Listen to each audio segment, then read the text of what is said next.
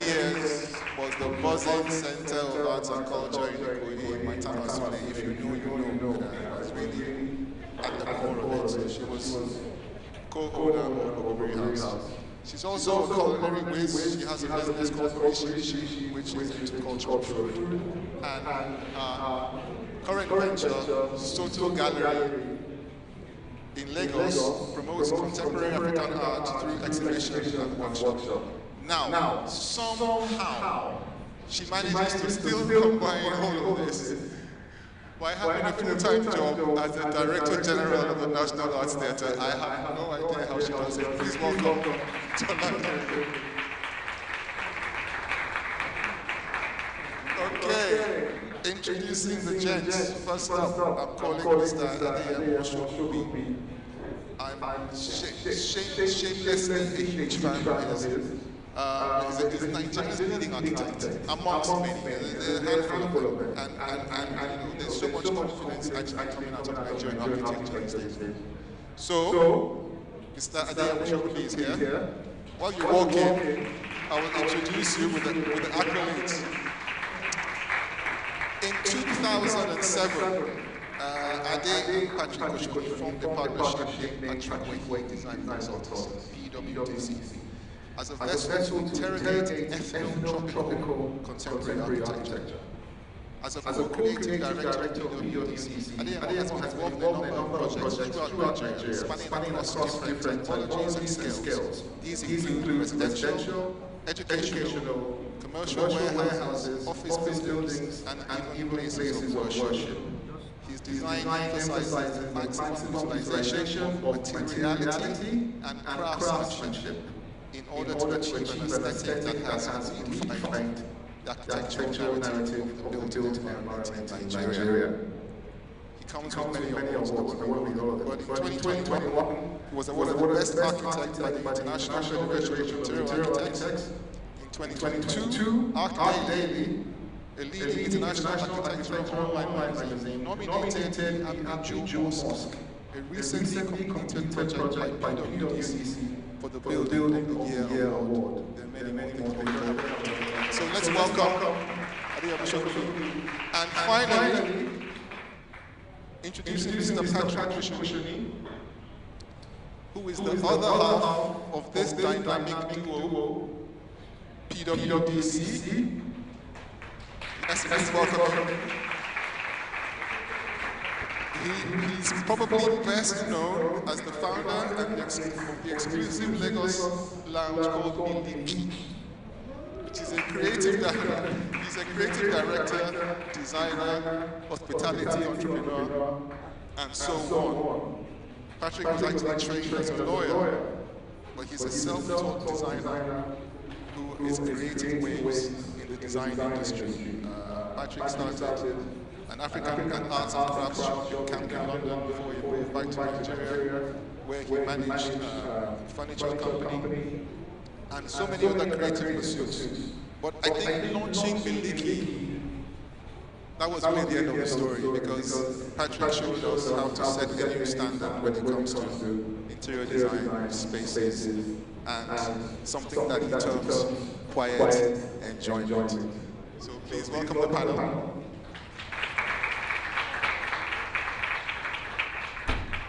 So today, as I've said before, we're going to be talking about this tension. It's a tension between international and local. We want to present the very best of our art and culture alongside the very best in the world. Gone are those days where we use language like vernacular language. Our arts and culture is not really vernacular. We are international. And I think that what is unique about everybody on this panel is that they manage that tension with real creativity, and that's why their work stands out. So I'm going into the meat of things. I'm going to start with Doctor, and I would like you, please, to think back and tell us about your earliest cultural influences, the influences that really shaped your design philosophy. Okay, thank you very much for having me here. It's a pleasure to be here. Thank you to EcoBank for organizing this amazing initiative. Yes, so I started my business, Lash Interiors Design, about 10, 12 years ago. And as at when we started, we were majorly just importing furniture. And then it got to a stage where I didn't quite like all the hurdles that came with importation, you know. And then we bring in some things, and I'm like, how can we be importing such products? This looks like something that we can make here. So we started going as far to the extent that we now dismantle the furniture that we bring in.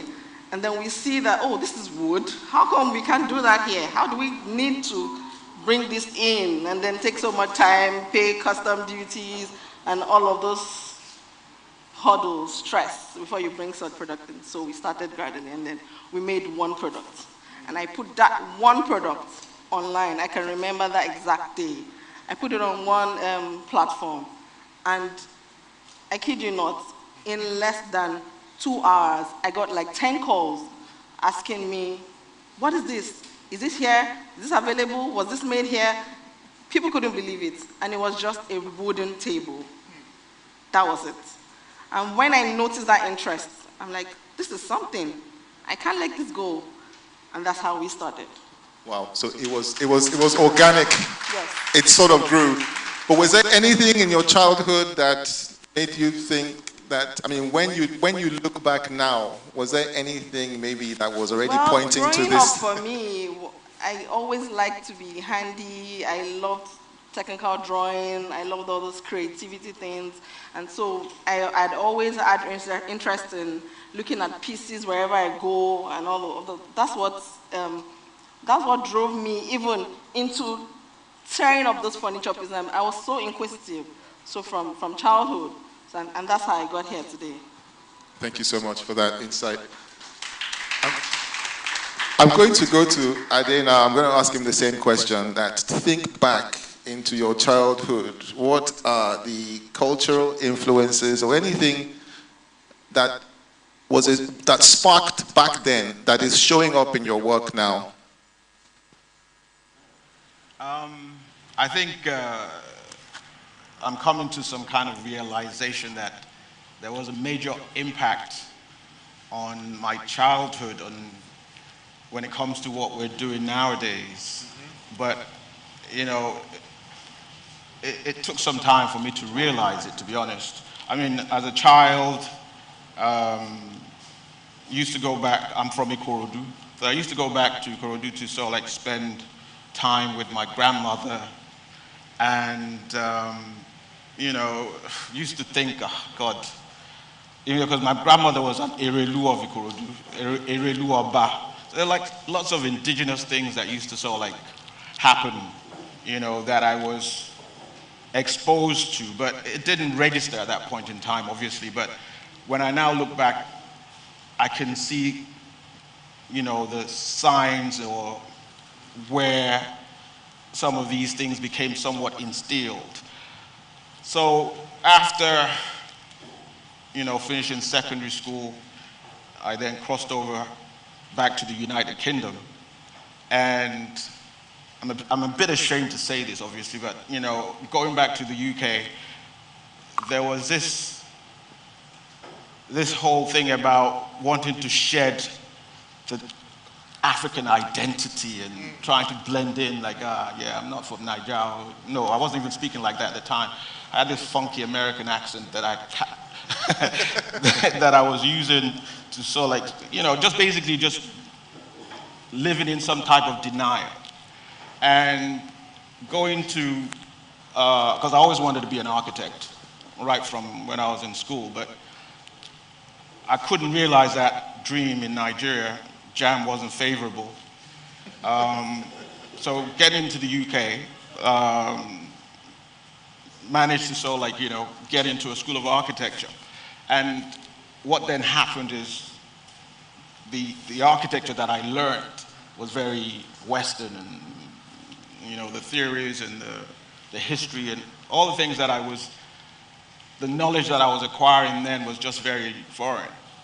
And accidentally, I mean, after doing that and working in the UK for a very long time, accidentally I came back to Nigeria because my cousin wanted to, I mean, this is when the Palms had just opened, and you know, they had a stall in the food court and had created something for them. Anyway, long and short, they managed to sort of like get me to come back and help them realize the design. And funny enough, that's how Patrick and I joined forces, because he saw what I had done. But the point that I'm trying to make is that during this period, the African me wasn't, or the Nigerian in me wasn't at the surface. It was just really buried down inside of me. You know, I guess this wonderful person on my side, on my right-hand side, managed to help me price it out, you know, as in watching what he was doing and what we were talking about and all that kind of stuff, you know. So it started from there, and then got into, I guess, what I would say is like everyone's responsibility, to be honest, and that is trying to really dig deep into the core nature of what our culture, our tradition, and all those things are about. So when I got into that zone was when I started to remember all these things that I had learned when I was growing up from my grandmother, and you know, the culture and all those kind of things. Yeah. But yeah, that's basically how it was for me. I don't want to take the whole time and let Patrick kind of like add his own bit to this discussion. That's actually fascinating, because I asked the same question. Because there's also other things that happened after that. Yeah. It became, you know, like my architecture was very contemporary. I mean, what we were doing at Patrick Wahi at the time was very, like I said, you know, I learned from Patrick about how to blend the culture and that contemporary ideology. I'm actually going to come back to your work now, currently, but I wanted to capture the journey. The journey, right. Okay. You know, Doc made a point that, look, it was organic. You know, we started thinking that we could actually do this, and it was easy for us to do. And then your story, which I think is fascinating, that when you're growing up, you're like a sponge. You're absorbing all of this stuff. But when you're implanted into an international environment, somehow there's like a shutting down of all those things. And it's only when you return here that somehow there is the confidence to begin to express it again. And I think that's fascinating, because we're talking about the tension now between international and local. So with Tola and Patrick, I want to come back to you, and I want to ask a slightly different question now.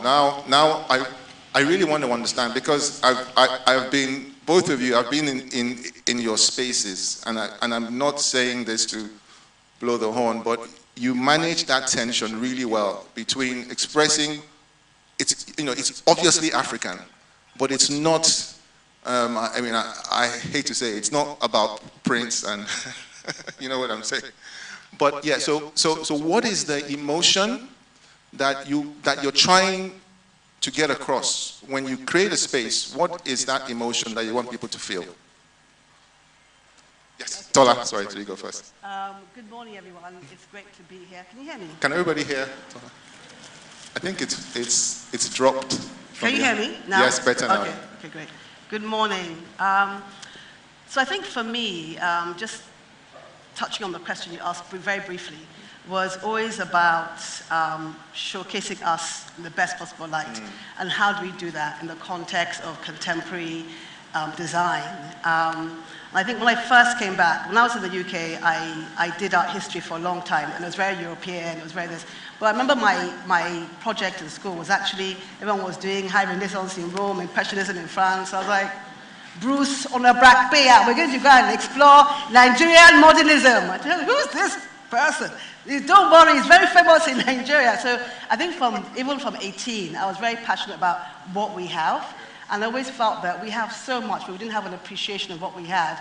And then when I came back to Nigeria, I mean, I think I had a job lined up and everything, and this opportunity came with my business partner then, Chike. They wanted to do this creative hub hotel thing. I was like, yes! I just dropped everything in. I didn't know what I was even thinking, but I was so passionate, and I felt quite strongly that There's nothing that showcases us as Nigerians in any way. There's no hotel. Where you go, everything is European. And I was like, I've traveled to other countries. Everywhere you go in the world, they're proud about their culture, about their heritage. Their architecture shows it, their hotels show it. Why do we not have anything that showcases us Nigerians? Why are we not proud of what we have? So it was very strong reaction to that. I don't think it was particularly refined, but it was something that, look, when you walk into the space, I want you to feel like you are in Nigeria. And so a lot of the materials that were used were very sustainable materials, bamboo, wood, the things you can find very easily.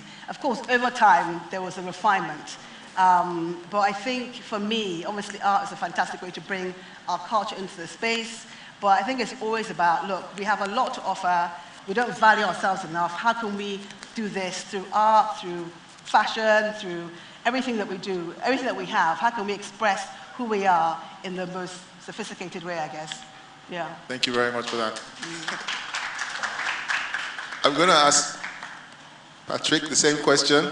Now, when you, that Miliki now, the space, what did you want people to feel? What was the overriding feeling or the emotion that you wanted people to kind of experience in that space? I'm going to start with saying good morning to everyone. Thank you all for coming and giving me the honor to speak on this very laudable objective.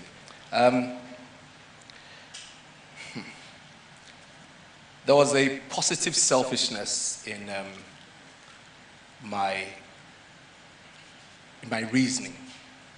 And why I say positive selfishness, because I was gotten to the level where I realized that they say Eko is for show, but it's not for spectators, it's for the doers.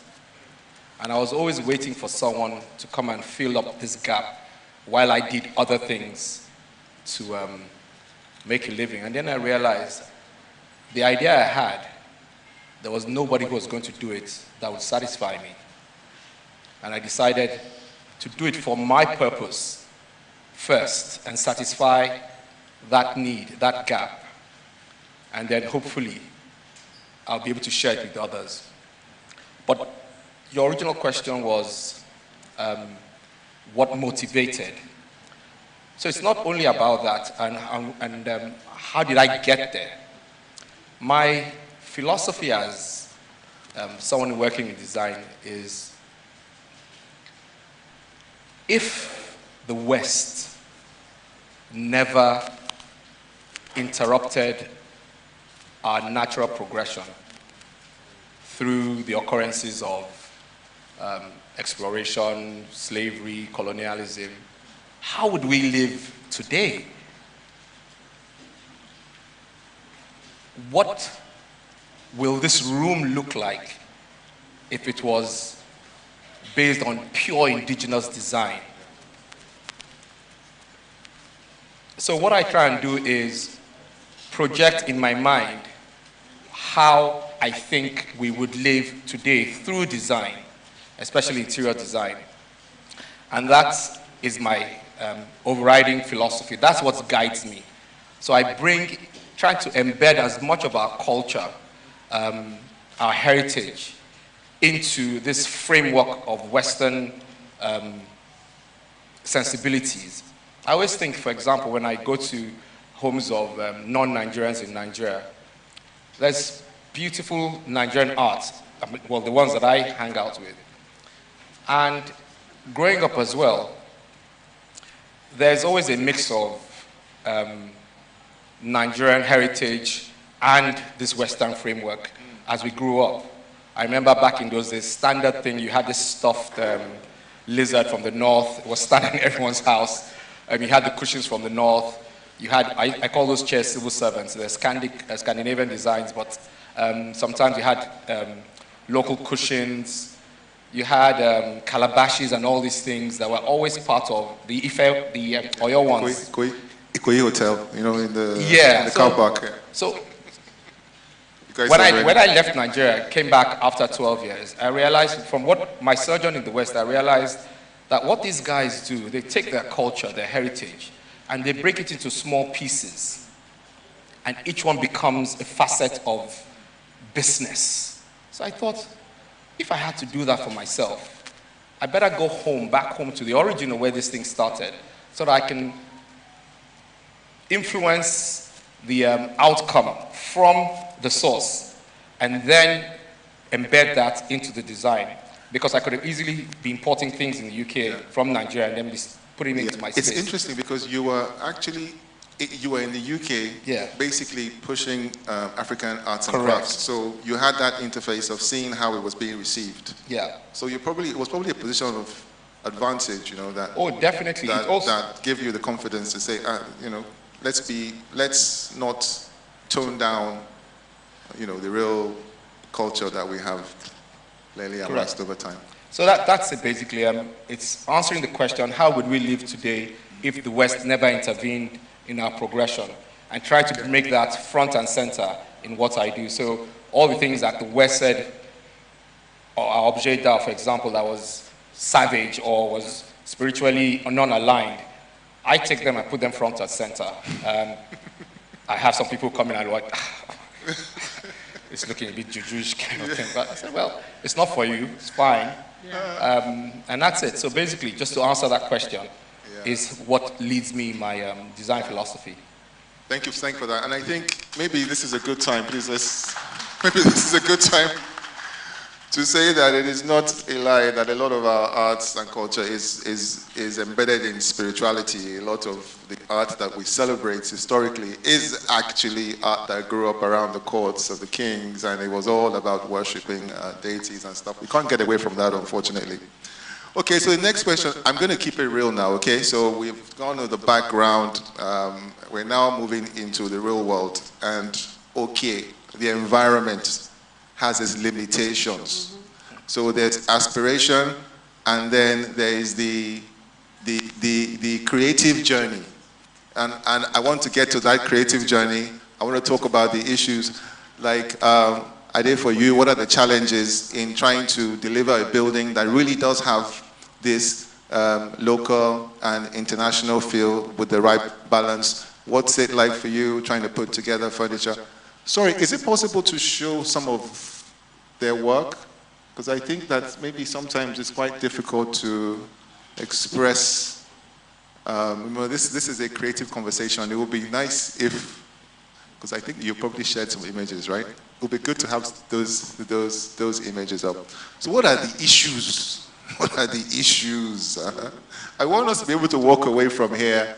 Everybody who maybe is aspiring to be in this field, let it be a real conversation. So for you, tell us. And you know, when I saw you this morning, I said, you look so calm, and you're running a furniture company. I asked you, do you shout? You said, I shout too. So I really want to understand what it's like kind of day to day, trying to achieve all these things that we see. Okay, thank you very much. I don't even know where to start. Because manufacturing in Nigeria it's a bold move. It's not something that is easy. We have so many limitations, and thank God we've been able to go above that. To manufacture in Nigeria, you need to be confident and you need to have that passion. It has to be passion driven. You have to have a focus like, this is why I want to do this. Otherwise, you won't be able to get through it. So we have so many limitations. Like I could mention quite a few. Talk about the normal thing everybody goes through, electricity problem to run a factory. You have large production to do, and then you need to power your factory, power machines and all of that. But those are pretty basic. The ones that, yes. No, some of your furniture. So the ones that, the difficult part of it, for me, I think is the people factor. These days, it's getting better anyway, but naturally people don't know that you can manufacture in Nigeria. You can manufacture furniture in Nigeria. And then when you tell people, oh, come and learn how to manufacture, come and do this thing, they don't think it's possible. So it's difficult to get artisans to work with you, to work with the quality that you need. Because now I do imported and local at the same time. So I know the kind of standard that I want to put out there. If I'm saying, oh, I want to manufacture and I want it to go global, it has to be top notch. It has to have that kind of finishing that everybody will be staring at it and wondering that, is this really made in Nigeria? That's what I want. But it's difficult to get people to understand that level. People just feel that, oh, I can just put one or two together and it's fine, but it's not. So we need to get to the grassroots and let everybody understand that manufacturing is a thing in Nigeria. It helps you as an individual. It helps the economy grow overall. Do you understand? So that's what we are trying to do now. I have a passion right now for getting to the grassroots, telling people, even at secondary school, university level, that this is something that they should have interest in, because it's a big industry for us in Nigeria, and it's eventually going to grow our economy. It's a profitable one as well, you know, and we want it to grow and grow global, because we can do it. So those are one of the problems that we have. Another problem we have is sourcing. To source products and get it to that level, you still need to import like hardwares. I'm sure you know you need to import hardwares to make it. So we have that problem. We don't have some of those materials that we need. So we need to enhance our locally made product with sometimes imported products. So what I'm hearing from you is, one, passion is what gets you through. Yes. Because there are many, many different structural issues that you're managing. Tola, I'm going to ask you the same question. And first of all, I don't really understand how you manage all those things and still be the DG. But again, now the sourcing question, international versus local. What are the real issues on a daily basis that you have to deal with? I think just in terms of getting the work done, I think people. I think it's really important that you train your staff. I mean, people ask me, how do I do all these things? But actually, it's my staff. The design business is still going on. They're doing, in fact, I'm like, oh, what are you doing? Oh, we're doing BAT and Abuja. So and I think the training has helped. So you have to really invest in your people. That's, you know, and I know I went to a horrible phase where you train them and then someone will just take them. And then you'd be like, so sad, like, I've just spent all this money on. But after a while, I realized, you know what? If they come through me, I'm going to give them the training they need. Whatever happens, some of them have been with me for 9 years, some have come for 2 years, they've gone. Business is still going. It's really important we really skill everyone that comes through us. It's expensive, but I think you get more out of it, right? So that's the first thing I would say. I think we are design studios. We design spaces, and we also have a workshop. Yeah. So sometimes you see something, you think, oh, this is beautiful. It looks so, you know, it's so Nigerian and everything. You get this piece, you put it in one of your projects, and after a while, the client will call you, this thing is cracking, the something, something, something. So that's another issue of the process of even how do we understand wood? How do we understand the drying process? Why don't we have areas where we can just go to and just dry our wood and say, okay, I want to dry my wood, how long will it take? I'll come back and pick it up. There's no infrastructure around the industry. So we have a workshop and we control that. So we actually do like bespoke pieces that tell the story of the project, and we control that ourselves because we know if we have our own workshop, we can control the output, we can control the quality, we can source the wood, we know that we can tell the story. This is Iroko, it was sourced from Ondo State. We can tell the whole story that will enhance the space for the client. And I think there's also something around us just really valuing ourselves as Nigerians. I don't think we know what we really have. I think we're always looking to the West. So sometimes when we get clients, we know that some things, especially when you do offices, it's hard to source everything here. Maybe the conference table can be a beautiful desk from, you know, whatever, a Roko table, but the general material, sustainability, we're not there yet. So another issue is research and development. When you think of a material like bamboo, when you go to Asia and you see what they've done with bamboo, we're still picking it up and putting it to chair and putting it as fence. Scaffolding. We use bamboo for scaffolding in Nigeria. Yeah, but in Asia, when you see bamboo floor, it looks like a wood floor. They have gone far because of the government has given time and money for research of materials. Even water hyacinth that we use now, we use it a lot for lighting. Mitty Met, the company that we work with quite a bit, they do lots of nice work with. It's actually, water hyacinth kind of chokes a lot of rivers, but she uses it to make beautiful items. That's another thing we could use to do more with. You know, she does it for baskets, for export. But that standardization, that quality control, very good.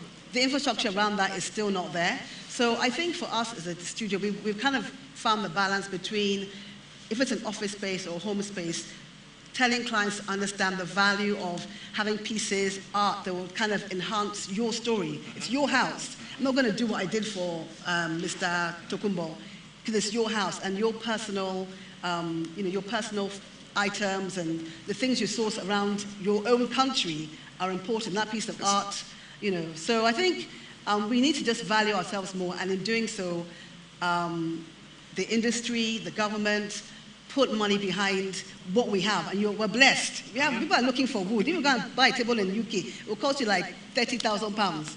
How much is it here? Because wood is a valuable resource, but we don't appreciate what we have. I think you mentioned I really want to stay on some very, very important points that you raised there. But this tension between how you actually achieve the local versus international. You talked about people. Yeah, I assume everybody is going to have something to say about people. People is probably 80-90% of the issue. You talked about power. Power is also very important. But Tola, you touched on something really, really important there. Standardization, right? Everybody can see a beautiful wood table, but when you put that next to a wood table that comes from America, it comes with a certificate from a factory, it comes with fire rating, it comes with all those things that are standardized. And we are yet to develop the industry to a point where we can offer that level of standardization. So I'm going to take that thought to you, Ade and PK, and say, okay, fine. Your clients, many have deep pockets. They can just as well, and many of them have Instagram.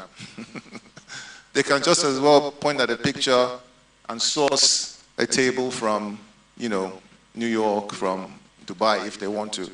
What do you think differentiates us in a way that you can say, no, my furniture can stand next to the best in the world, or my building, my space, instead of don't hire that SA architect. Yeah. Okay, so let me hear from Patrick first, and then I'll come to Ade. Wow.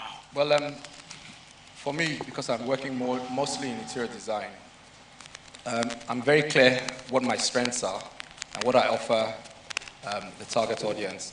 But I'm also clear who my target audience is, and they are also clear what they want from me.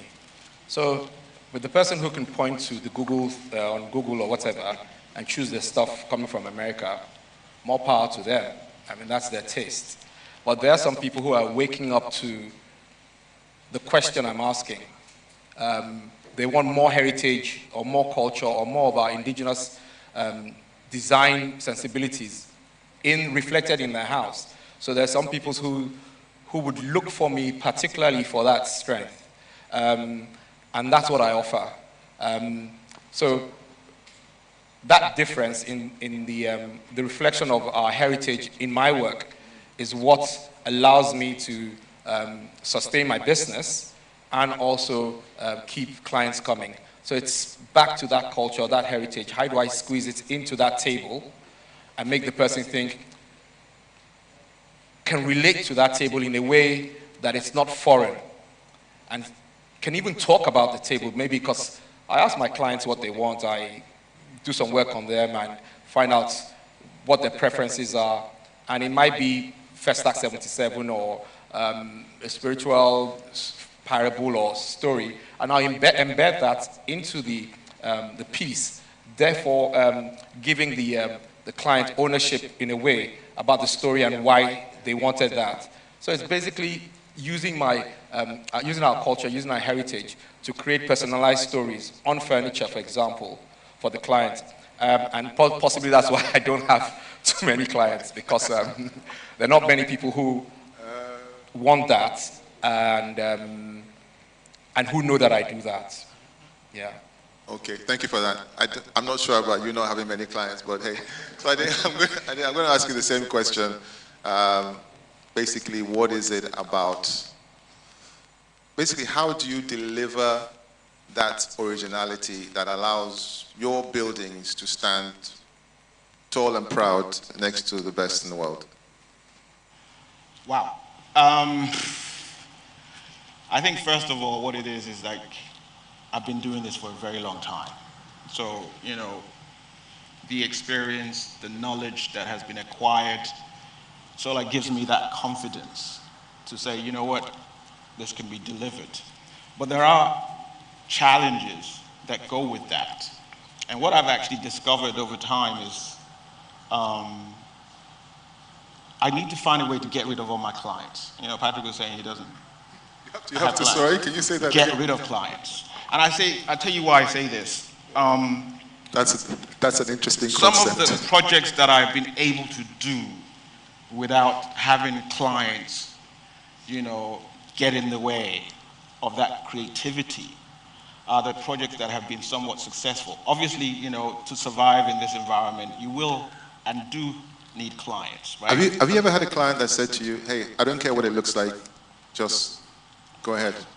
There are not many clients like that in Nigeria. I think clients in Nigeria, they engage you because they want you to become an extension of their whatever. And that's how it should be, because whatever it is that I'm creating, it is actually for that client, and the client has, you know, a big say in that.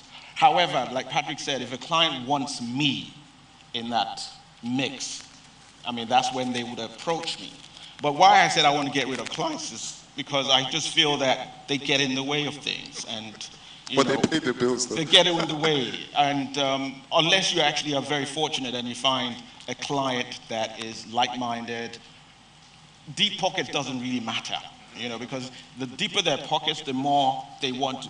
This project that you see up here, the one that's just gone, I would say that the reason that why that project was as successful for me as it was, and I guess to a certain extent. This is the mosque, right? Okay, no. No. The red. The dark gray project that was before. It doesn't matter. Yeah. The point really is that I never had that experience before. This is a client that had not necessarily a very deep pocket, but they just had this belief in what it is that I could deliver. And it was so funny because this client gave me 100% upfront. And to have been given that really sort of like stimulated the creative juices that I said, for you to have this confidence in me, I have to do everything and anything. So finance is a way to unleash creativity. So,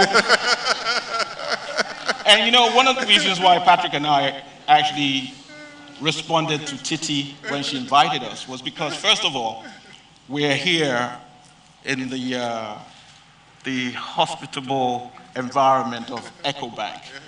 And Mr. Lawal seems to be some guy that... Our executive landlord. You know, I mean, I've dealt with Mr. Lawal now, and I have been given free reign. He doesn't...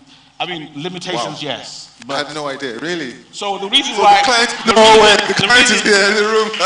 And that is not just to be superficial about this, but also support us in ways where we're not just going to try and make EcoBank look good. We're going to make Nigeria look good through these vessels that are here, that are so creative in their approach to, you know, wanting Nigeria to thrive. The music boys have done their bit. It is now time for the design world. It's time for the creative explosion. Creative explosion. Yeah. And I have to agree with you. I think that Nigeria in the 80s, Nigeria in the 70s and 80s was an incubator for us. I think a lot of us don't appreciate to what extent we were exposed to everything international and everything Nigerian at the same time. I wanted to just take maybe 2 questions and then we'll go and take questions from the audience. The first one is about collaboration, right? To what extent do you value collaboration in your work? And maybe give us an example of, you know, who you've worked with, even if it's collaborating with a different field, you know, artisans, engineers, whatever it is. But how do you combine your work with other people's influence to really bring it out? Okay? Let me start with Doc. Yeah. Okay, collaboration is very important as an interior designer because no man is an island. You can't do it all. From a personal experience, I've had like a multinational company come to me. They own a restaurant, and they brought me in because we were expecting So this is that financial No, not that at Financial, all. So they brought me in because encouragement. they bring in furniture from Australia. So they were about to open their restaurant and the furniture didn't come in. It didn't come in on time. And they reached out to me and said, can you just do something temporary? Don't fill up the space. Just temporary until our furniture comes in. I said, okay, no problem. So we did few pieces and that was it. When they saw our furniture, they kept using it.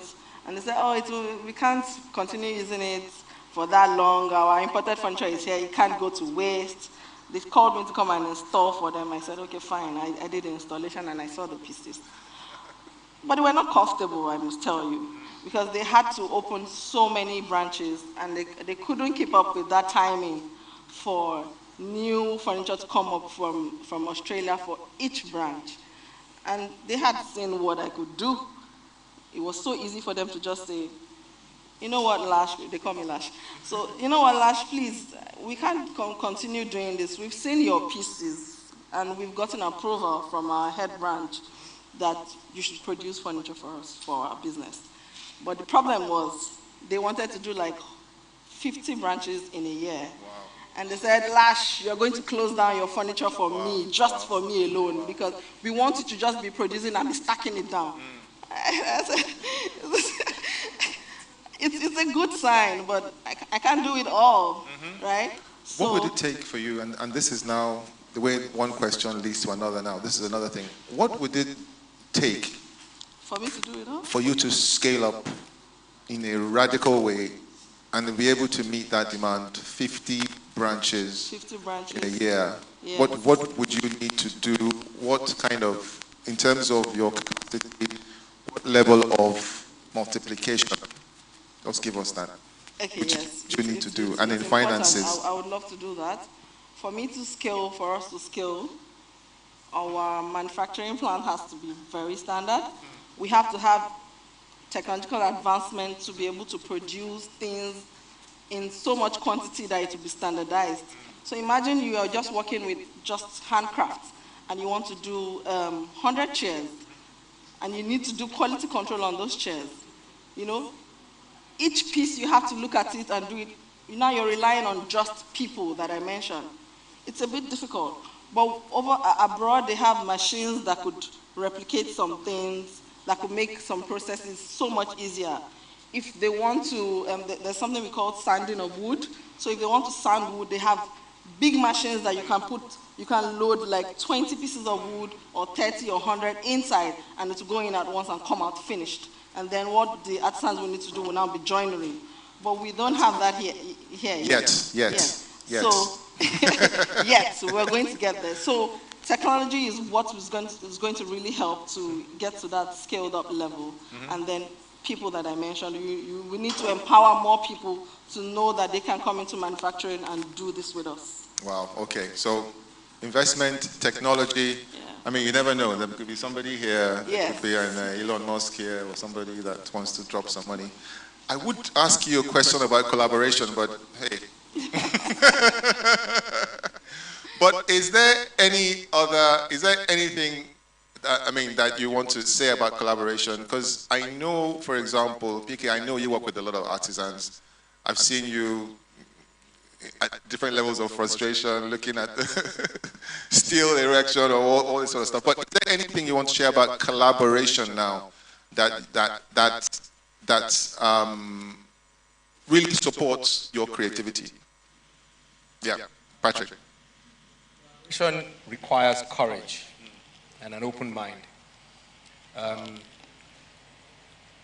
People sometimes get competitive and forget that the benefit of collaboration is not immediate, it's actually down the road through the collaboration. But have they got the courage to keep an open mind and not look at the person they're collaborating with as someone who's going to take from the share of what they're going to do?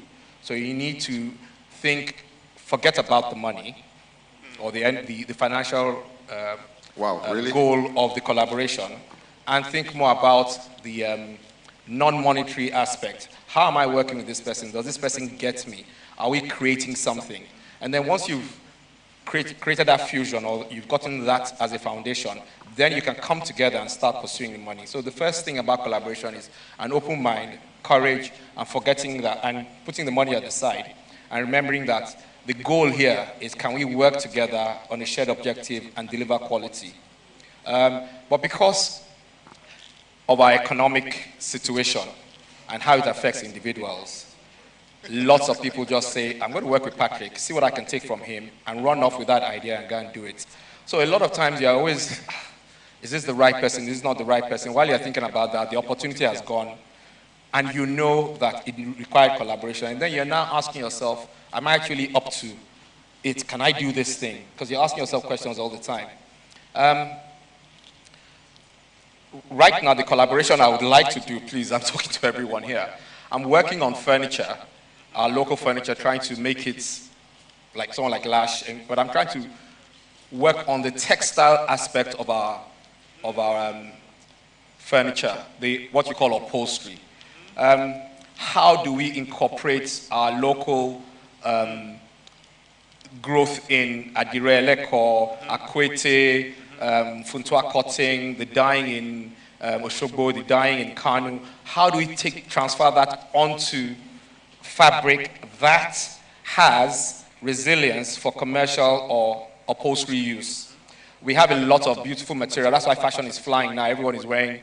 But how do we transfer those patterns onto fabric that is resilient enough for furniture? Fascinating. Once we can cross that over, then we've increased, for example, the growth vertical for textiles in our country as well. And our furniture starts becoming even more reflective of our heritage. Now, I'm working with someone, for example, a really cool lady. She runs a company called Maison de Helen. She does fashion, and I've been working with her. And the disappointment that she's getting from the people that she's working with is being transferred to me. So one thing about collaboration is you have to be very patient, because it's a trial by error thing. You're trying whether you can work with the person is trying whether they can work with their own normal artisans to create a new whole project. Something that was going to take 30 days has now gone over 90 days. In the beginning, I was very happy with how she used to give me feedback. Now I don't even hear from her, and I know exactly what she's going through. So this is the thing about collaboration: courage, Patience. setting aside the thing about money, and trying to look at the benefit of working together to create this beautiful thing, and then patience, because it's going to take a while. Research into fabrics, research into fabrics, these are now a different type of fabric. These are now a different type of fabric, because you're now talking about strength. You're talking about, because you're now talking about strength. You're talking about being fire retardant, all this stuff, being fire retardant, all this stuff. So yeah, I'm going to ask Ade that last question.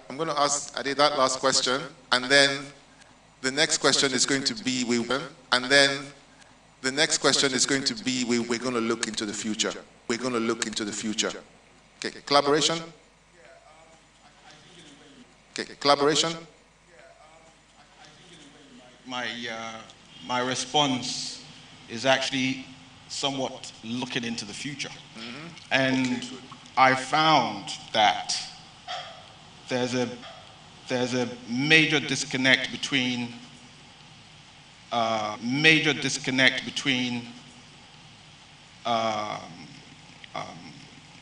those that are practitioners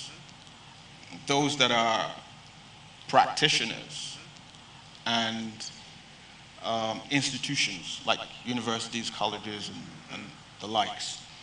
And there's a bit of a resistance. I'm actually side-eyeing some of the people that I know that are in institutions here, because there is a need. I mean, because I personally know that I have a responsibility. I can't wait for young architecture students to come out and then start retraining them. I need to go in and collaborate with them when they're still going through that. This is now collaboration in the education space. There's a little bit of a resistance that comes from institutions where they don't let you walk in and just say, okay, here I am, and I have this wealth of experience and knowledge that I can come and share. Nigerians are very suspicious of we are, collaboration. But we need to break that, because only women. We're going to come and learn how to, participate. Only women. We're going to come and learn how to, participate in the things. So, Ade, you have cheated because you read the script. It's like you read the answer. That's where I was going next. And this is going to be the last question before we take it to the panel. Oh, okay, Tola, sorry, yes, Tola. Collaboration, sorry. You were dying to say something about that, yeah. I don't know if you can hear me. Is it? Yeah. Can you hear me? Okay. Yes. Okay. I think collaboration is really, really important. I think we're only limited in the skills that we have. I think an area that we're missing here is actually product design. I think there are people I've worked with. Someone I really love working with, Lani. She's not trained product designer, but she's really spent a lot of time honing her craft to be able to produce things that tell about heritage and culture, but in a really contemporary way. And so I think when you collaborate, you can actually bring more into the space because people are coming with their expertise, etc. One of the collaborations we've done is a space, it's in Ebony Life. And even though it's become an iconic space, it's just the lights when you come in and the logs on the floor. People take a lot of pictures there. I think something about collaboration is that who owns that image? She did the lights and the logs.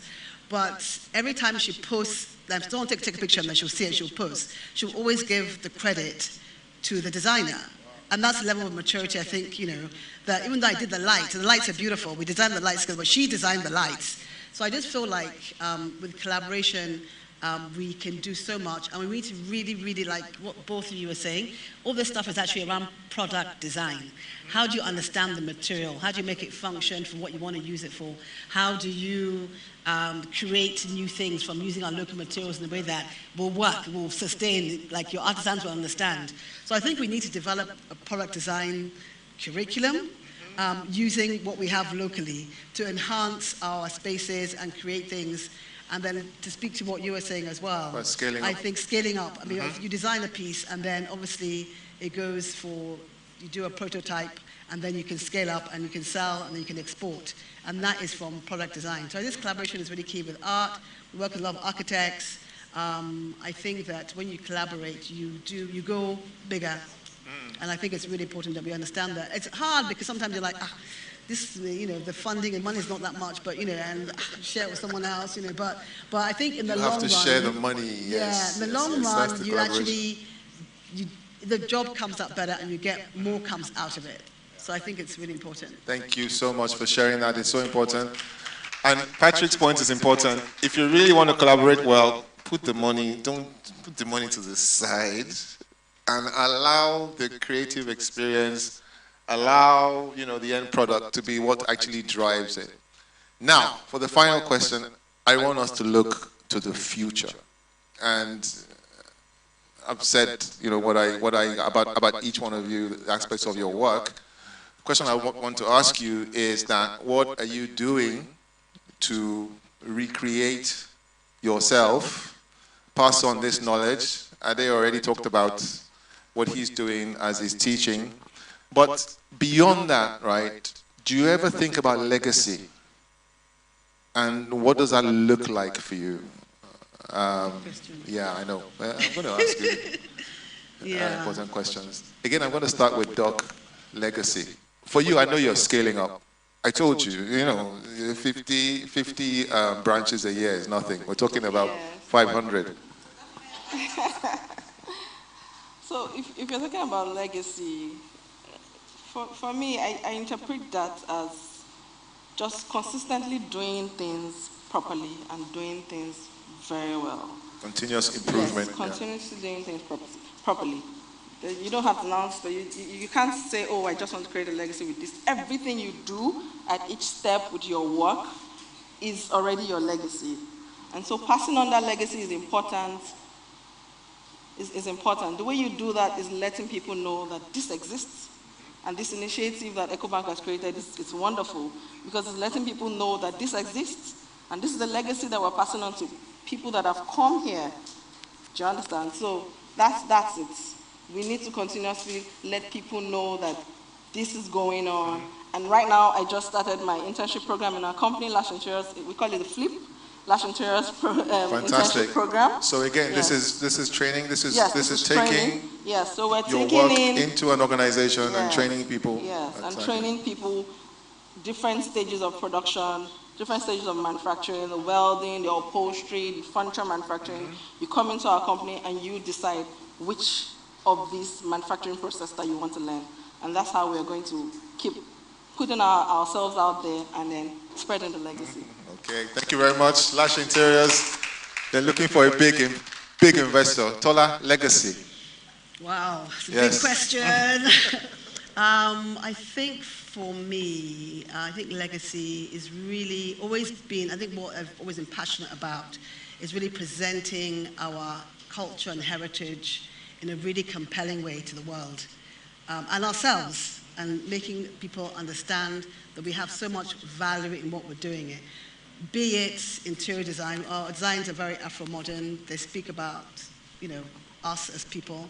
Be it, I do different things, as you know, be it through our food, be it through the art that we have.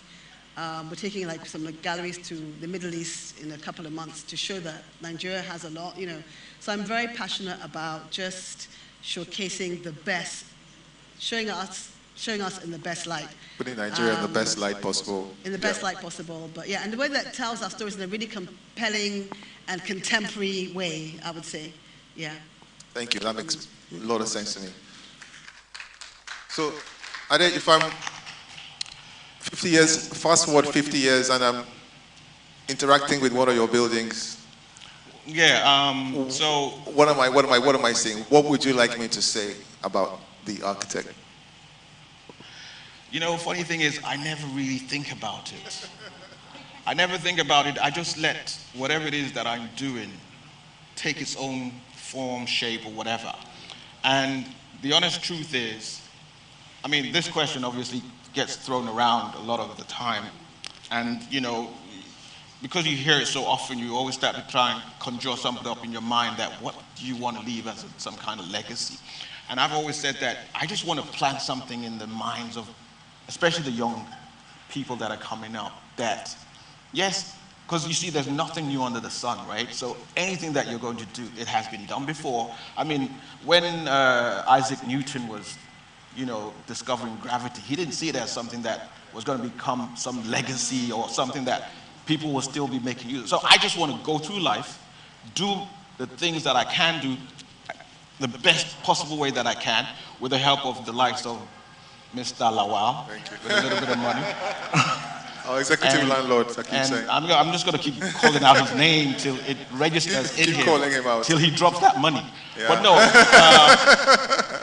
but yeah, that's what it is. And to just do things in the best possible way that would, at least make Mr. Lawal again, say, what you're doing, I'm really buying into it. Yeah. Here's all the money that you need to carry on. Exactly. So that's the kind of legacy that I want to leave. Mr. Lawal, I hope you're listening.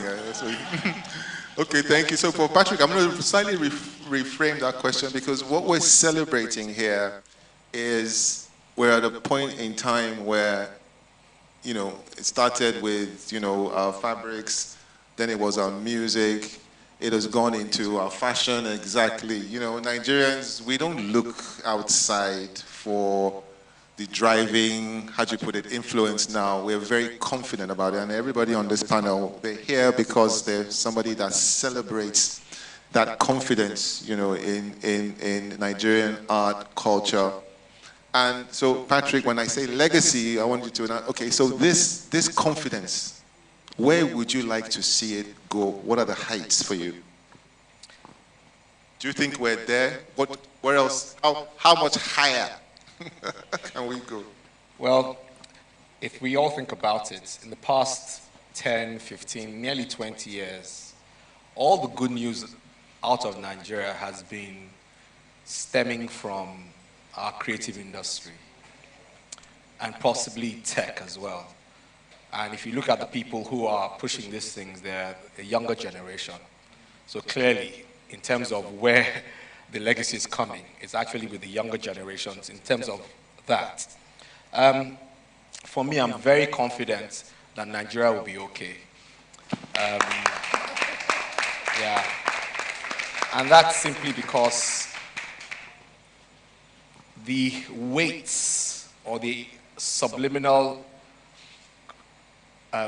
effects of this trauma of Western incursion has only just started lifting.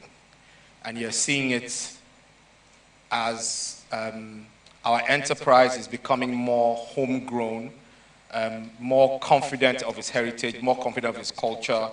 Our music is going, our fashion is moving on, our writing is going because of the creative industry.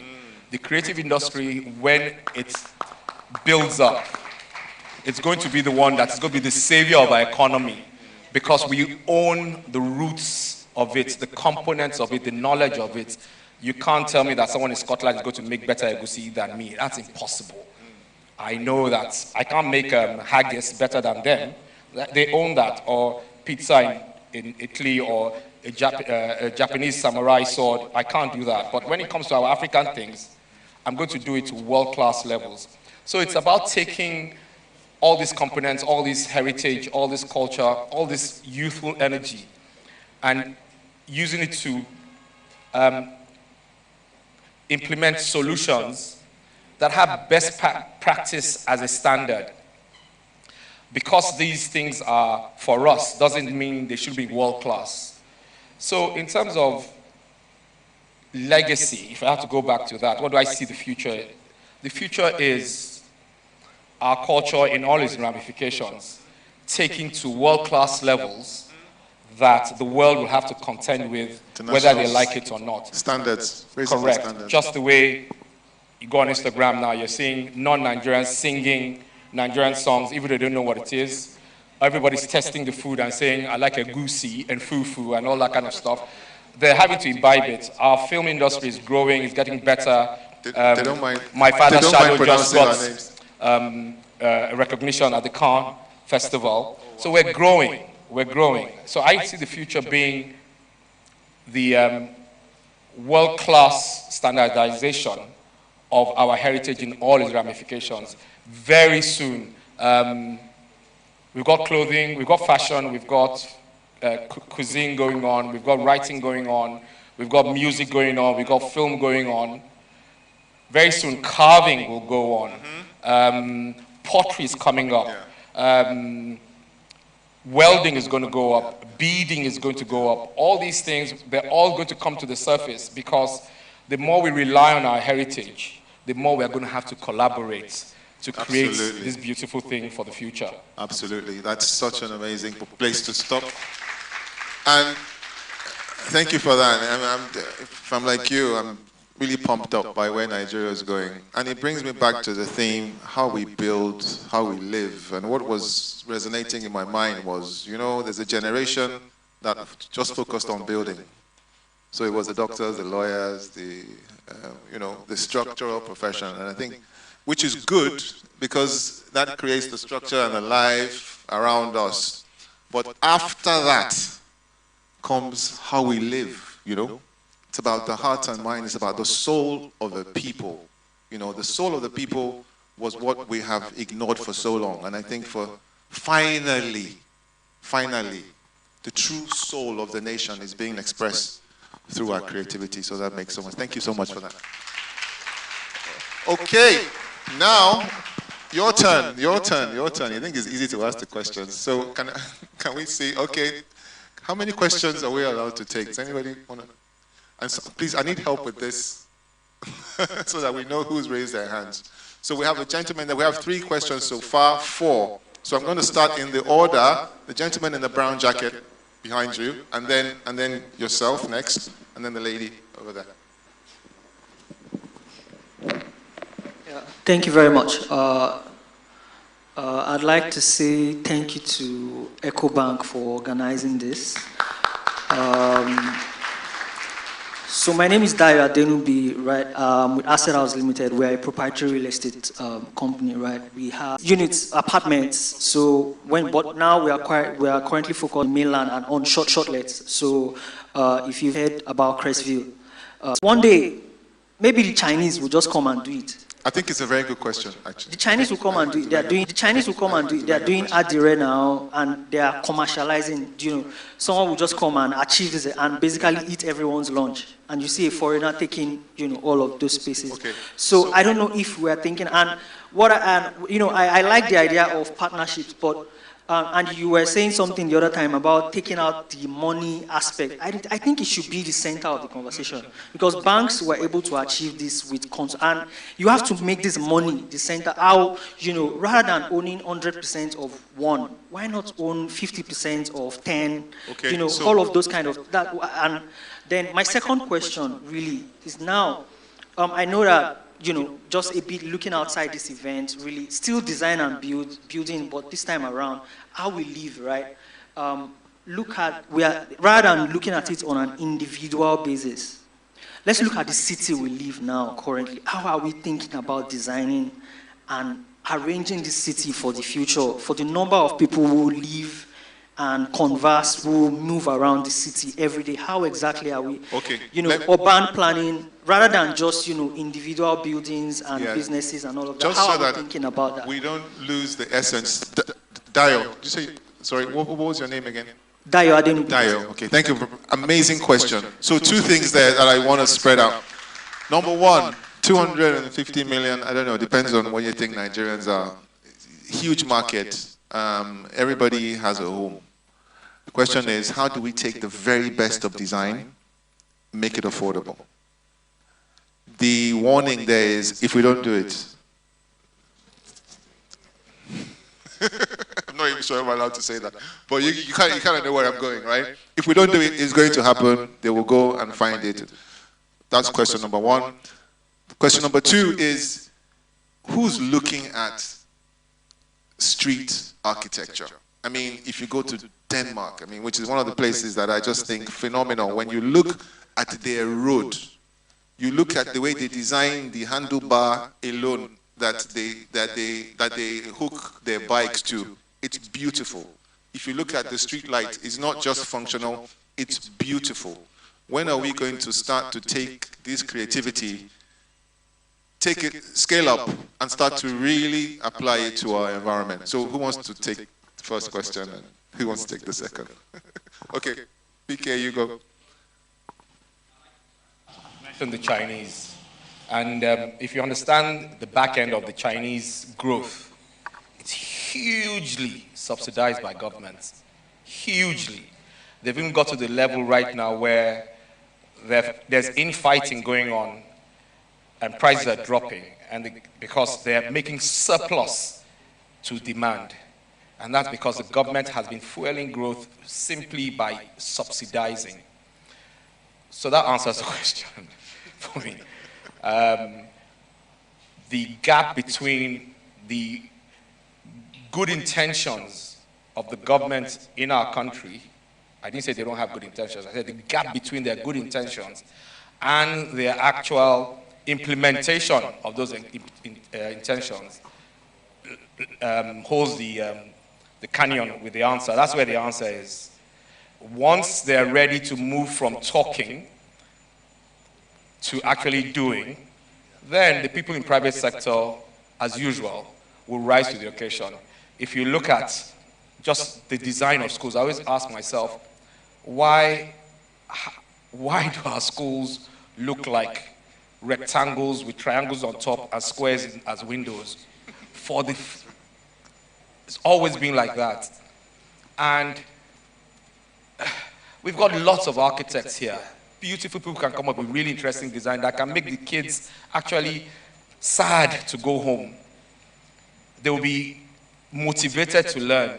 So before you even go to housing, the intellectual aspect of our lives, why does it have to be done in such a basic way that is devoid of everything that has to do with design? So it's when government starts saying, we're going to build, sorry, I'm now thinking about the guy who was in Imo State doing the fantastic schools and all that. That's the gap I'm talking about. Obviously, something went wrong somewhere. But they're genuine people everywhere ready to do the work if the government also come up honestly and start driving things forward, just like the government of China did. Wow, so thank you. It can't be achieved without government support. You're talking about scaling up. Yep, I did. It seems as if the question that you asked about your target market is geared towards a certain demographic. What would it take your company to say, you know what, that 49% that you didn't want to talk about, actually you spoke about the 49%, you said you just want to extend it to the 99%, right? If you were to do some type of analysis in your company and look at what the solution is for the remaining 50% that you didn't want to talk about, what do you think your answers, or what would you come up with that would actually deal with that problem? If I were to ask you that question. Sorry? No, it's a rhetorical question. I want you to think about it. My thing is this. I think it's also something down to the fact that people should be very conscious of their responsibilities, because everybody's just busy chasing the bag that, you know, they forget about everything else that is necessary for our country to do better. Might not necessarily grow in a very short term, but long term it might. Patrick talked about, you know, subsidy. Not subsidy on fuel like it used to be before, but subsidy in the sense that rather than paying themselves these big packages every month, every year, whatever, that extra fat can actually go into incentives for people like myself. I have very good, what's it called now? Intentions. And what do I mean by this? I've always thought that instead of trying, and I have to be very careful about how I go on about this because I have Miss Taibat in the audience, and you know, but I've always thought to myself that if we all of us in this space now decided that we want to go and create a new community, yes, there will be a need for funding for some aspects of whatever it is that we're going to create, but the human resource that will be at our disposal needs to be channeled into, you know, we talk about affordable housing. Affordable housing is never going to come without us thinking along the lines of what is it that I can do? What difference can I make if I was to be called into some group of people or some community to make a difference? Not everybody needs to be in Lagos. If you drive from Lagos, as in like from VI now all the way to Ekwe, and you look out of the window of the car that you're in, the abundant land that you see, yes, it's probably owned by someone, but with the way government can easily say, you know what, Mugbesele, they can take land and say, you know what, these people have come together and they say they want to create their own community. We'll use locally sourced material, something that's local to wherever this land is, and create homes for that 50% that have no chance of looking or being looked at by your company because you're targeting the 49%. Okay, so some little, of that question is my response might not be like the best, yeah, but I think if we start to look at situations from that optic, differences might come out of it. I think there's a positive side to it, and I think Patrick is saying that there must be huge investment. No country has done this by altruism. It's always been by government strategic support. And then, you know, your point is that it's a collective effort. It's not a tell them. It's not a tell them story. It's really what can I do to be part of it.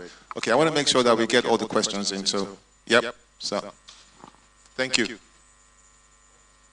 Thank you very much, and I want to commend the organizers. Thank you for putting it together. My name is Mokolade Johnson from the University of Lagos.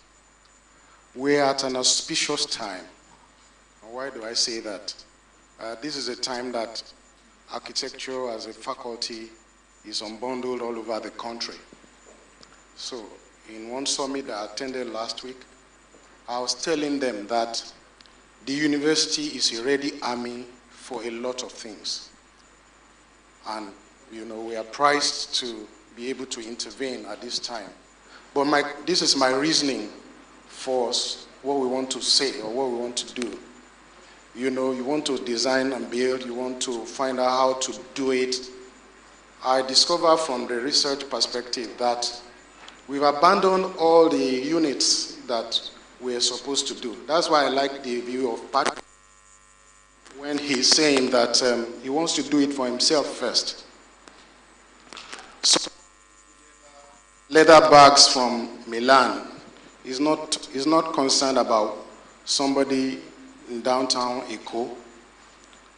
The first thing is he wants to satisfy some cultural value.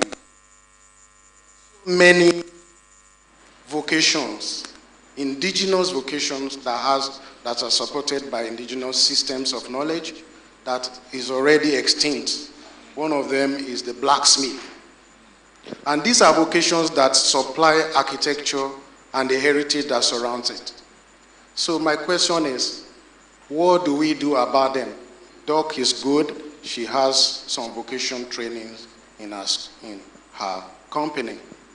But on a large scale, we should go back to those vocations that had little contribution to climate change, global warming, which is why Africa has not contributed the least to global warming, which is now a wahala problem for us around. So we need to go back to some of those extinct vocations. How do we teach them in schools? How do we encourage people on the practical or on the streets to begin to do blacksmith work? Alagbede, you know, you are there, you can make an iron to twist in a particular way. The nearest Alagbede that I found is over 500 kilometers away from Lagos. And Lagos is the epicenter of housing. You want to do all of that. How do we, replicate those new vocations? Okay. These are the things that I think can support the preservation of our heritage and also make sure that, the big market that we are targeting, we can support it. Because if everything goes the way it's going, we will still be importing knowledge from China.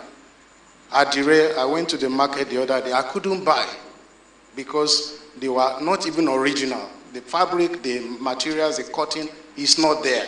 So I just want us to see how we use this forum, to drive such local knowledge and market. Thank you. Thank you very much. I think that was more of a comment, which is fair enough. I think we all agree, actually, that we need to do something about scaling up. Now, before we take the next question, I'm told that we have the president of the NIA, Nigerian Institute of Architects, here.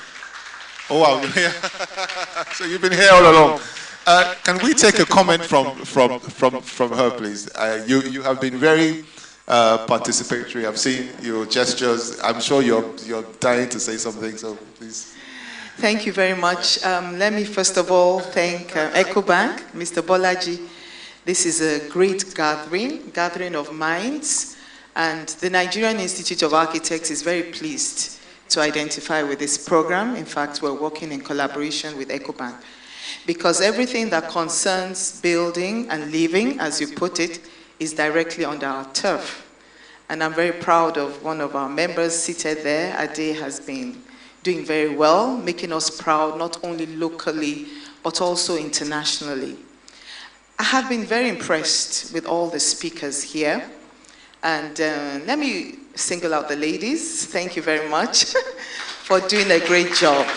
When you get women in the forefront of an industry that is male-dominated, you need to thumbs up for them.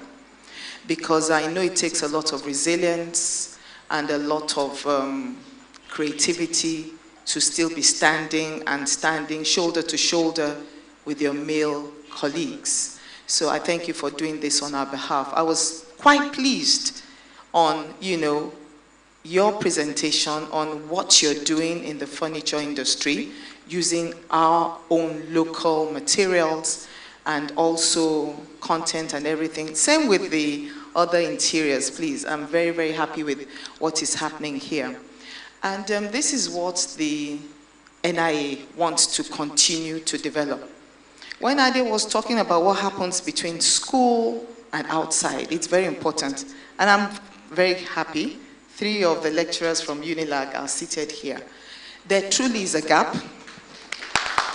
There truly is a gap between what is real on ground and what we want to see and what is happening. And so there must be a change in the curriculum to reflect what we want to call Afrocentric architecture, because we want to begin to see more of our culture, materials, and living styles in what we're building. And then it also goes to government, like you said. Government is who can drive this process. There's no way you're going to get affordable housing for the demography that was talked about when the materials are hitting the roof. How is it going to be done? Steel, concrete, everything is too high. How are you going to get it done? Even if you're going to build with laterite, like Ade does, it's still very expensive in our climate. So government really needs to intervene in this sector, and we are working on it.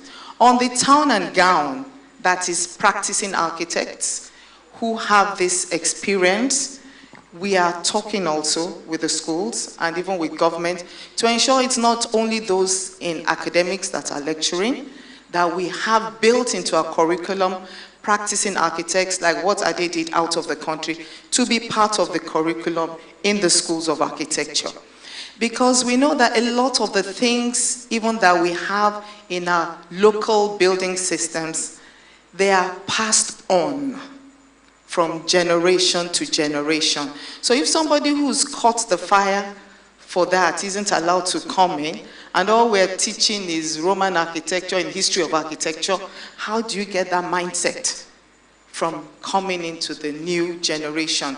So I'm happy to be here, and also to state that this is an industry that actually needs to be regulated.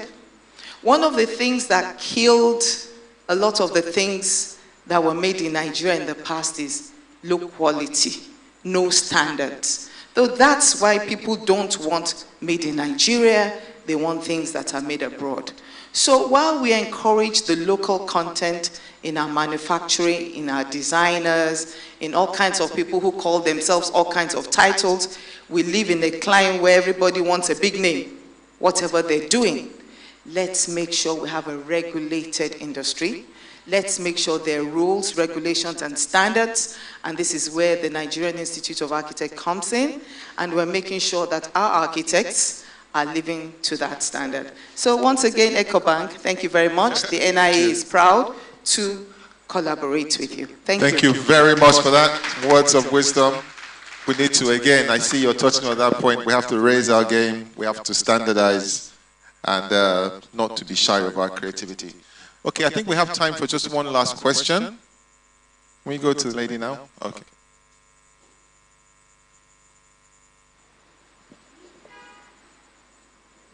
Okay, good afternoon. My name is Zara, and I am the founder of Studio Moonstone. So, what I would like to talk about, Nigeria, like other traumatized nations, we are in a position where, you know, there's a huge course correct. When you look at other nations that went through what we also went through, there's a huge course correct. Everyone is trying to go back to that point in time where we were cut off from our own development. So what I always think about is, it's like we're looking into the future, seeing other countries that had their natural progression, we see where they ended up, and how do we avoid the mistakes that they've made? Because we see that they've made a lot of mistakes. In countries like America, in the European Union, you see that they've, sent out manufacturing. They get most of their things from China. Most of their people have forgotten the crafts. We are still in that situation where we have some of our crafts. How do we preserve these valuable crafts and not, go the same way our predecessors, these countries went, when we've already seen what the end result can be? So I'd like to hear from the experts. Like, how do we, very good point. Yeah, how do we protect the crafts that are still alive? And then, gentleman here has already told us about so many of them are already extinct. Yeah. And let me tell you this: AI is not going to bend metal for you. AI will not carve a table. He's not going to do that. So all of a sudden, we're going to wake up in the world. We're going to realize that the most profitable thing to be will be a vulcanizer or something. All these things, or a welder, a welder. If you know how much they're paying welders in America now, you'll be amazed. Okay, so we take that question, and then I'm coming back to one last question here. I'm told there was one last question here. Okay, so who wants to take that? How do we preserve? Yeah, doctor. Okay. Preserving our heritage, preserving our culture, our legacy is very important. We all have to first appreciate what we have and know that we want to retain that. One of the problems that we have in my company is the kind of wood that we use. Where we source that wood from, they call it exportation wood. They don't even want to sell to Nigerians. You only find Chinese there just loading containers, taking it out of here, What kind of making wood furniture. Is it? What kind of wood walnut. Walnut. Yes. Wow. So they don't sell to Nigerians.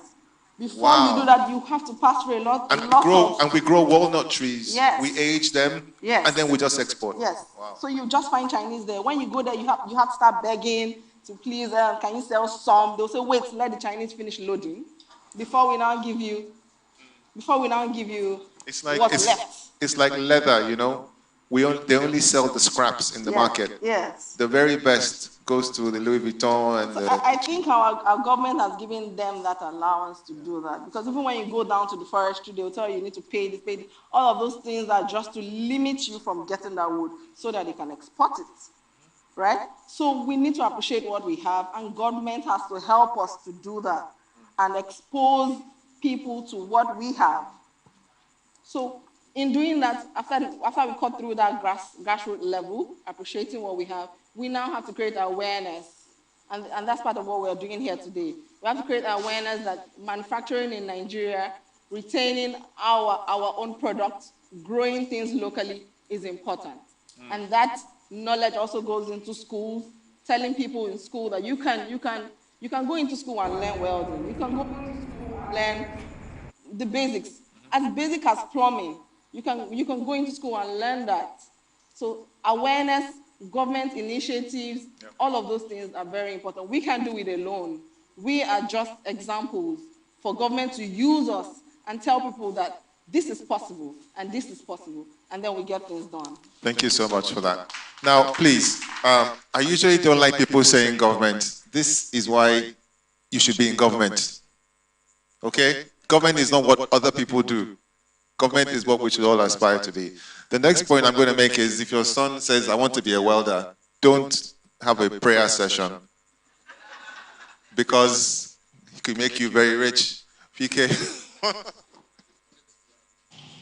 this working? I just wanted to highlight one point she made about the wood. The wood is called, the local name is called akoriko. It's a beautiful wood. You don't need to do anything to it. Just sand it, a bit of linseed oil or some oil, and all the patina and beautiful lines will show completely. To get that, that's the only wood I've been using for over 20 years. In the past 2 years, I've not been able to get it. I just bought a consignment, and I was like, how did this guy get it? When he brought it, I nearly started crying. It's the one with the bark still on it, the irregular pieces, the cast-offs that did not even meet the export standards. Because normally it's about 12 inches by 12 feet. What I got, if I was lucky to get some 6, and they were all organic design, not straight. Everything is being exported out of the country, and there is a untold agreement amongst all the sellers of wood. If you ask for that wood, they tell you no.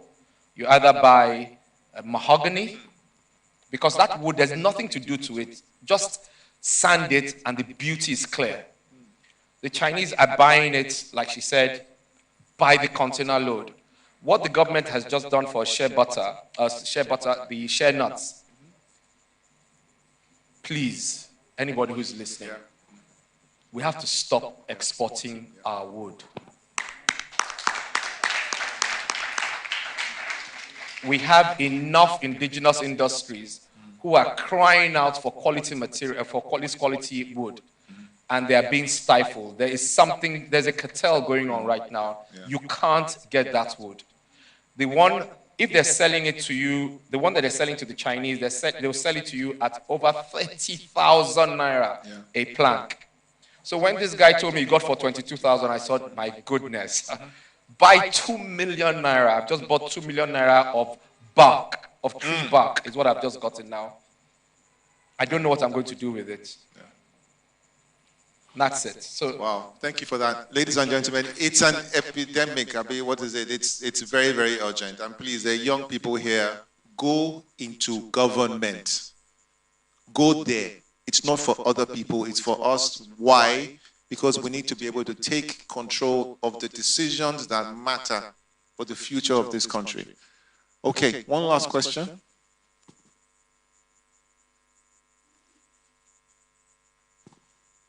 Thank you. Thank you. My name is Omar.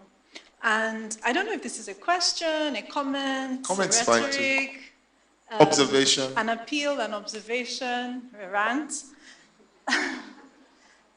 So the topic, we're talking about local versus imported, right? And rightly so, we've focused a lot on materials and products.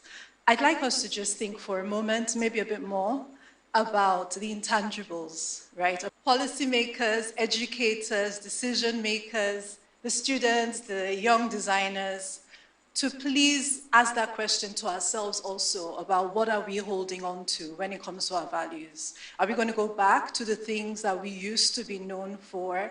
Are we going to pick and import some of the amazing values that we have experienced around the world? And are we going to find a balance that works for us today and in the future?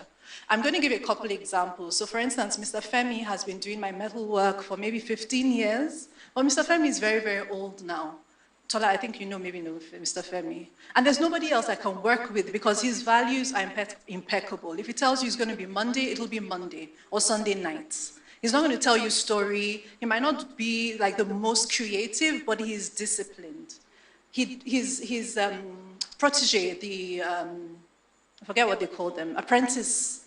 I'm like, guy, where Mr. Femi goes, I can't work with this guy. Because you've trained, you've learned the skill, but the values, the principles are not quite there. And that is why in my choice of when to collaborate, whether to import or use local, one of the things that I am actually considering is, can I work with this person? Are my values aligned? Are you going to cheat me? Are you going to just be about the money? Or do you really care deeply about the craft, about your integrity, about your reputation? And I think we have those questions we need to ask ourselves. Wow, thank you so much for that. And that's an amazing place to leave it. It's not just about, hey, because it's made in Nigeria, we shouldn't have to deal with, you know, let me not say the wrong thing, but high standards. Tola, you want to answer that? Oops, can you hear me? Yeah. So I just, we talked about government a lot, right? And I am in government Madam at the moment. TG. Yes. Madam TG. But I think there's something to be said about organizing ourselves as well to go to government. We all have all these issues here and there, but if you don't organize, if you don't go organize, lobby, my ministry is the Ministry of Arts, Culture, Tourism, and the Creative Economy.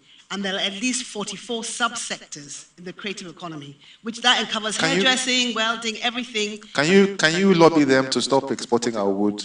What I'm saying is, if you organize yourself, if the association of whoever comes and says, you know, but if people are having issues here and there, let's gather ourselves, let's organize ourselves and have a voice. This wood thing is actually tragic. It's tragic. It's really, really tragic, you know. And I just think there's something that can be done. We have, I'm there, the minister has the listening ear, we have to just push. I just think that we have, if we don't group, everyone come in one by one, it doesn't make any sense. You have to come together, and I think there's work that can be done. I think this is the time, people are actually listening and want to help. So please, let's try, we are here. I didn't want to be here, but I'm here. Don't worry, we will organize, we will organize. Okay, yeah. Thank you so much, Saul. And okay, last comment, please. I want to take a comment from the representative of the Lagos State Governor, who's also here with us. Oh wow, there she is. Don't worry, we're not going to put you on the spot about our wood. Although I'm dying to ask you, can we... Good afternoon, everyone. Please, can they stop exporting our wood? Yes, I actually support you in that cause. And like Mr. Tolani already said, it's, government is not Eden. It's not a kind of thing that you have to sort out in one way or the other. It's just speak. We're listening.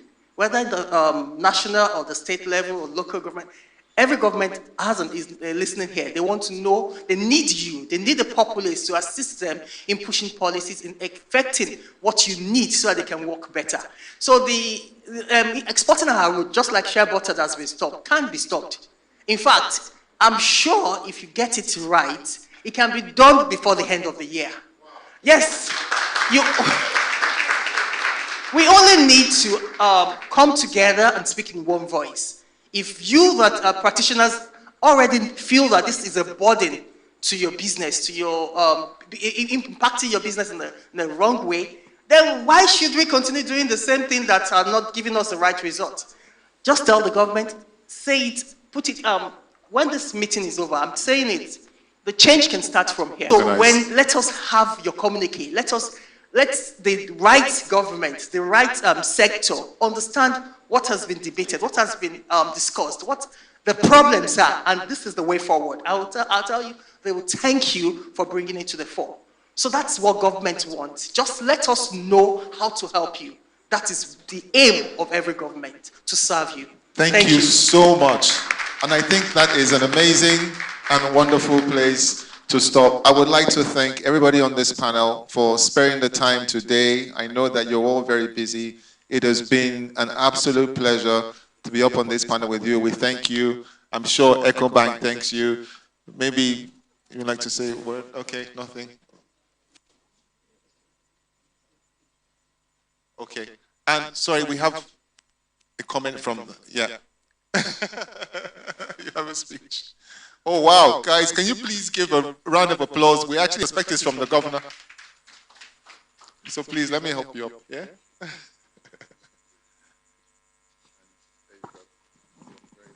Thank you.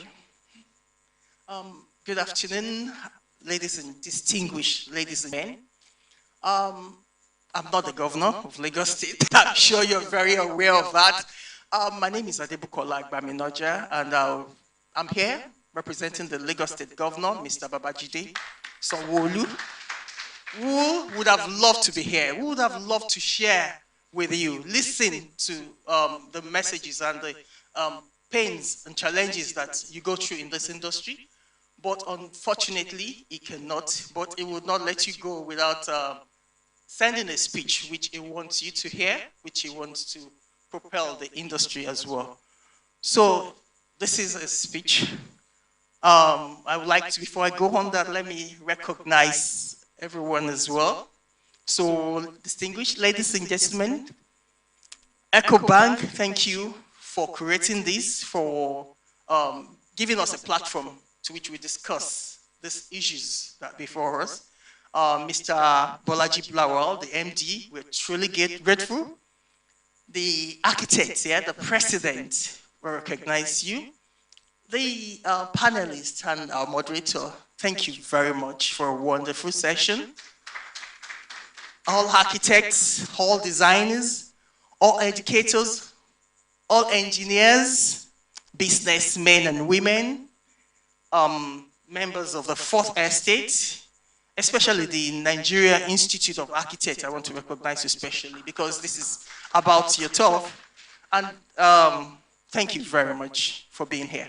So it is a privilege to be here with you today for the opening ceremony of the EcoBank Design and Build exhibition. Let me begin by offering my warmest congratulations to EcoBank for putting together this incredible event that unites architects, engineers, innovators, regulators, financiers, and the bright young minds who will shape our future, built environment. This year's theme, how we build, how we live, goes beyond mere display. It's a thoughtfully curated platform featuring over 40 exceptional exhibitors, showcasing the finest in design, real estate, construction, and sustainable materials.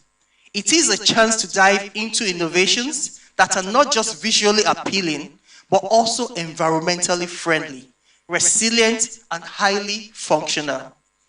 Lagos is a city that is constantly evolving. Housing development to bustling markets, from bridges to creative workspaces. Everything we see started as a vision, a design, and thorough hard work, careful planning, investment, and determination. That vision became a reality. But having a vision is not enough on its own. We need skilled professionals, supportive policies, responsible institutions, and sustainable financing. Today's exhibition brings all these essential elements together. Financiers like EcoBank are demonstrating how possibilities can be turned into reality, while professionals are showcasing what can be envisioned. This forum showcases what we can accomplish when we come together, turning our dreams into lasting legacies, the homes that provide shelter for our families, the infrastructure that drives our economy, and the spaces that foster community and a sense of belonging. For Lagos State, this aligns perfectly with our mission. We are committed to building a city that is modern and livable, a city that serves all its citizens and future generations. Good design and solid construction are not luxury items. They are necessities. The bridges, roads, housing, and public spaces we create must embody a Lagos that is forward-thinking, inclusive, resilient, and sustainable. I commend EcoBank for their commitment to making sure that young professionals, small businesses, artisans, and craftsmen are recognized in this arena. They are providing a platform that truly elevates their work. These individuals are the ones who turn ideas into tangible realities, transforming sketches into spaces that people live in, enjoy, and take pride in. For everyone working in finance, infrastructure, housing, and design are not abstract concepts. With careful risk evaluation, solid policies, and smart financing strategies, they can turn into real sustainable projects. Lagos is committed to building that stability, streamlining processes, promoting transparency, and protecting investment, so that financiers can confidently support initiatives that bring lasting benefits to our community. And to all the architects, builders, designers, and engineers here today, I urge you to keep pushing the boundaries of innovation. Strive for designs that minimize environmental impact. Strive for designs that minimize environmental impact. Embrace energy, efficiency, and use materials wisely. Build with inclusivity in mind. Consider the needs of women, the elderly, and persons with disabilities. Create structures that withstand the test of time. Our future hinges on what we build today, how we build it, and for whom we build it. Once again, I congratulate EcoBank, the organizer, the exhibitors, all contributors, and every single attendee. I hope that this exhibition will ignite new partnerships, lead to tangible projects, open doors to new careers, and inspire us all to keep dreaming, creating, and building a Lagos and indeed a Nigeria that reflects our collective aspirations and potential. Thank you, and I wish you a fruitful event.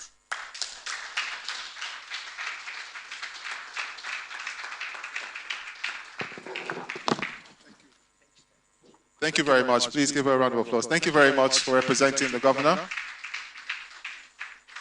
And on that note, it's just to thank everybody, particularly you, for attending. There wouldn't be any point in the panel being here if you aren't here to be with us. So thank you, panel, once again. And I wish everybody at EcoBank an amazing success to the 2025 Building and Design Exhibition. Thank you very much.